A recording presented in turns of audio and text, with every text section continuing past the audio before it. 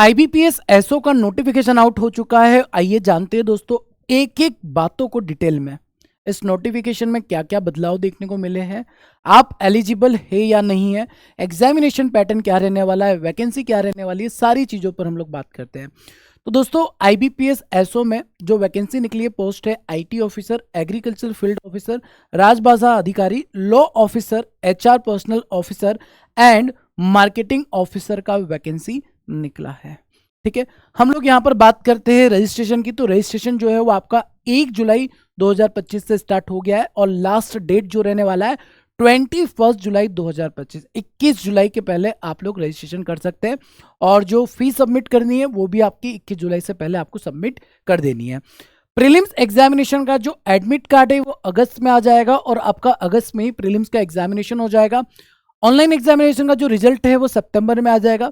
अगर आप pre qualify करते हैं तो आपका जो मेंस का एग्जामिनेशन है सितंबर अक्टूबर में ही आपका मेंस का एग्जामिनेशन हो जाएगा। सितंबर अक्टूबर में आपका मेंस का एडमिट कार्ड आ जाएगा। आपका मेंस का जो एग्जामिनेशन होने वाला है नवंबर में हो जाएगा। ठीक है, फाइनल रिजल्ट आपका नवंबर में ही आ जाएगा और इंटरव्यू जो रहेगा वो दिसंबर या फिर जनवरी में हो जाएगा और आपको जो अलॉटमेंट है वो जनवरी फरवरी में मिल जाएगा। मतलब नेक्स्ट ईयर के स्टार्टिंग में आपको आपकी जॉब मिल जाएगी। ठीक है, इस जॉब को पाने के लिए क्या करना होगा, आइए उसके बारे में भी बात करते हैं। देखिए, जो पार्टिसिपेटिंग बैंक है वो bank of India, central bank of India, Punjab national bank, union bank of India, bank of Maharashtra, Indian bank और पंजाब एंड सिंध बैंक रहेगी। सैलरी की बेटा अगर बात की जाए तो 48,480 बेसिक सैलरी रहने वाली है। मतलब बाकी अलाउंस को मिला दिया जाए तो आपकी जो सैलरी इन हैंड बनती है वो 75,000 प्लस चली जाती है। 75,000 से भी ज़्यादा आपकी इनिशियल सैलरी हो सकती है। इसके बाद दोस्तों आगे बात करते हैं रिलैक्सेशन के बारे में, बात करते हैं एज के बारे में, बात करते हैं क्या आप एलिजिबल है या नहीं। तो ध्यान से मेरी बात को सुनेंगे।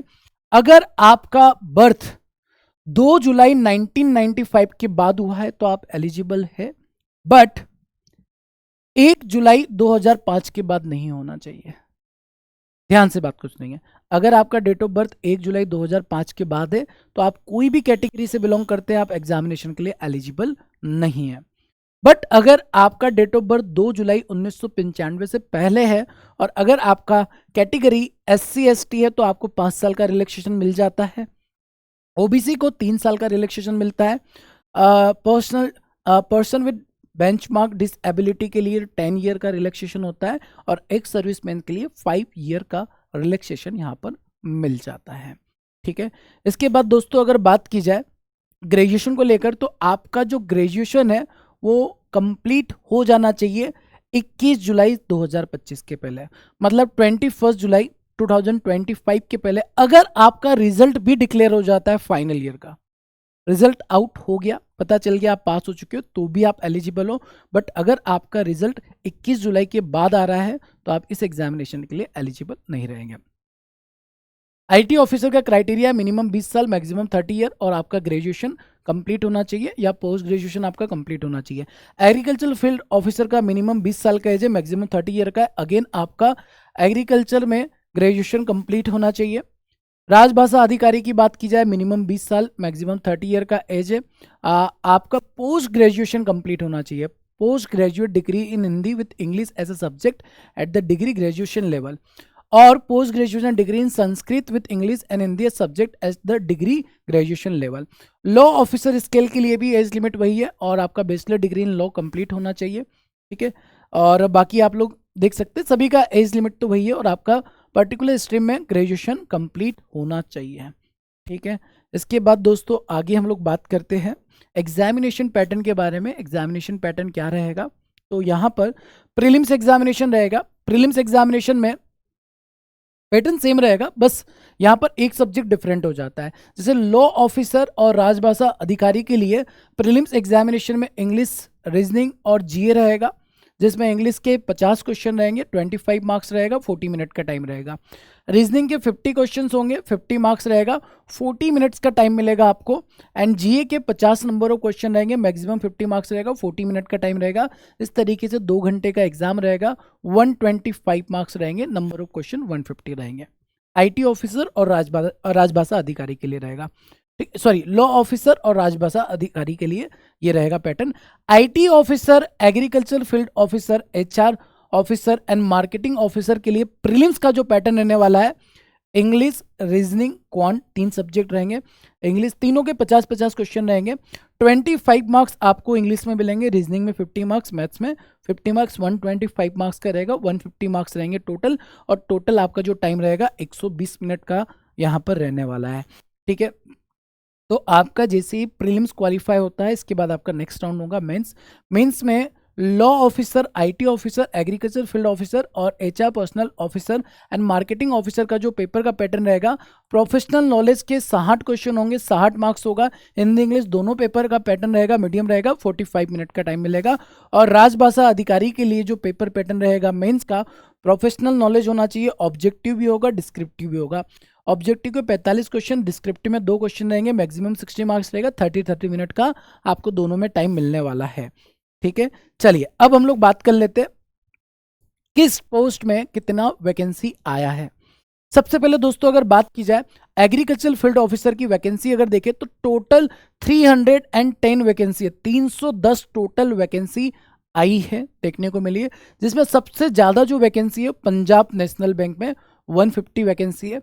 अब ये टेंडेंटिव वैकेंसी है, मतलब यहां पर वैकेंसी इंक्रीज हो सकती है, क्योंकि जैसे कैनरा बैंक का अभी अवेलेबल नहीं है, ठीक है, इंडियन बैंक का यहाँ पर कुछ भी डिक्लेयर नहीं है, पंजाब एंड सिंध बैंक का यहाँ पर कोई भी अभी डिटेल पता नहीं चली है। तो जितनी बैंक्स के बारे में पता चला है उसके हिसाब से आपकी जो टोटल नंबर ऑफ वैकेंसी है 310 वैकेंसी है। यूआर के लिए 128 है, ईडब्ल्यूएस 31, ओबीसी 82, एसटी 23 और एससी के लिए 46 वैकेंसी है।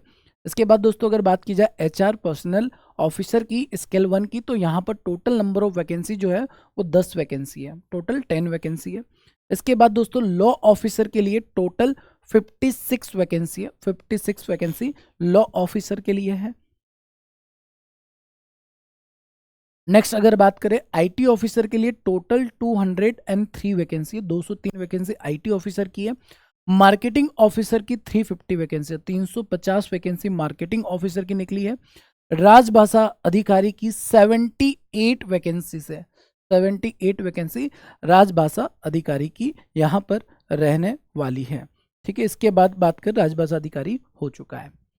तो सारी चीज़ें हम लोगों ने डिटेल में बात कर ली, जितनी भी इंपॉर्टेंट चीज़ें थी जो आपको पता होना चाहिए। ठीक है, एलिजिबिलिटी आपको क्लियर हो गया होगा, एग्जामिनेशन पैटर्न आपको क्लियर हो गया होगा, ग्रेजुएशन आपका कंप्लीट कब तक हो जाना चाहिए ये भी आपको क्लियर हो गया होगा, डेट्स के बारे में सारी चीज़ें आपको क्लियर हो गई होगी। ठीक है, अब बस पढ़ना स्टार्ट कर दो। ठीक है, टाइम कम है और आईबीपीएस एसओ में अगर आप ठीक तरीके से पढ़ लेते हैं तो सिलेक्शन का चांस ज़्यादा होता है as compare to IBPS PO examination.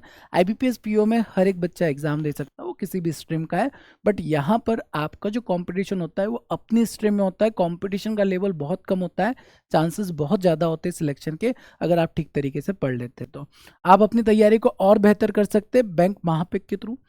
मतलब अगर आप चाहते हैं सर जैसे क्वांट हो गया, रीजनिंग हो गया, जीके हो गया, ये सब्जेक्ट को स्ट्रॉन्ग करना चाहते हैं तो आप बैंक महापेक में एनरोल कर सकते हैं। इसमें आप लोगों को जितने भी एग्जामिनेशन होते हैं बैंकिंग इंश्योरेंस के, वो एग्जामिनेशन के 18+ एग्जामिनेशन कवर करते हैं हम लोग, 100+ बैचेस आपको मिलते हैं, 2000 से ज़्यादा live classes, 2000+ mock test, 24/7 doubt support मिलता है। इसमें आपको 1 ईयर और 2 ईयर सब्सक्रिप्शन का ऑप्शन मिलता है, आप 1 साल 2 साल के लिए भी सब्सक्रिप्शन ले सकते हैं। इसके अलावा अगर आप चाहते हैं किताबों से पढ़ना, लाइक क्वांट के लिए बुक चाहिए, रीजनिंग के लिए चाहिए, इंग्लिश के लिए चाहिए, जीए के लिए चाहिए, तो आप द्रोणा बुक सेट को रेफर कर सकते हैं। द्रोणा बुक सेट से आप लोग पढ़ सकते हैं, जो कि आप लोगों को अमेजन और फ्लिपकार्ट पर भी मिल जाती है। बाकी मिलते हैं हम लोग अपने नेक्स्ट सेशन में, तब तक के लिए सभी अपना ध्यान रखेंगे। Thank you so much, bye bye, take care.